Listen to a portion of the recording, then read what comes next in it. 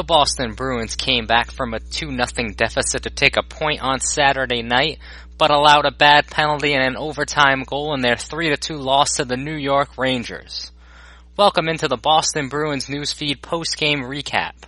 This is Adam Blue reporting for CLNS, a leading online provider of audiovisual coverage of the Boston Bruins. And don't forget the new home of CLNS is at clnsmedia.com, where you can find coverage of the Bruins, Red Sox, Celtics, and Patriots, along with over 40 podcasts, and my new weekly look at the Providence Bruins. Yes, that was a cheap plug. Truth be told, I was all set to bring you a traditional recap of this game. But then the end of the third period happened, and doing something traditional wouldn't give it any justice whatsoever. Anyone who doesn't think hockey is effing awesome is A, totally wrong, B, shouldn't be trusted, and C, should watch the last 5 minutes of the third period of tonight's game. The dueling chants, "Let's go Bruins, let's go Rangers," the back-and-forth frantic action, the strong stops on both ends, including a ridiculous save from King Henrik. It was just enthralling stuff.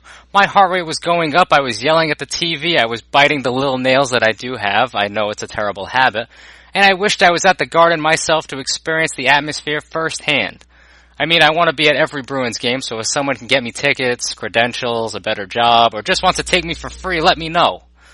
The first minute and a half of the overtime was exciting as all hell too, until the Bruins were caught trying to put 5 guys on the ice during a 3-on-3, which gave the Rangers a power play that ultimately ended it. With Chris Kreider screening Tuukka Rask, Matt Zuccarello's wrist shot bound away past Big Z and into the net. The Bruins had a golden opportunity to take their only lead of the game with less than 3 minutes remaining, as Henrik Lundqvist stoned Torrey Krug after a beautiful feed from Brad Marchand. Marshy broke in with David Pastrnak filling the mill, but instead demonstrated great vision to see Krug busting into the zone. Krug had a ton of open ice and ripped a shot at the net that was denied by the leg of King Henrik for his biggest save of the night. The fact that the Bees had a shot at not only taking a late lead, but claiming 2 points after a fluke first period and a mostly abysmal second period shows the bounce-back quality of this team. Boston played well in the first period and thought they took an early lead on a goal from Ryan Spooner, which was ultimately called back after a video review of a missed offside call. They ended the first 20 minutes trailing 1-0, with the Rangers scoring on a goal from Michael Grabner that went over the net, bounced off the glass, and ricocheted off of Rask's back and into the back of the net. The second period was it was pretty damn gross, to be honest. In fact, the same fans that were chanting and sitting at the edge of their seats in the final minutes of the game were cascading this team with boos and probably some other 4-letter words in the middle period. The Rangers scored a power play goal early in the period after some brutal defense, as JT Miller split 3 Bruins to break in and score fairly easily.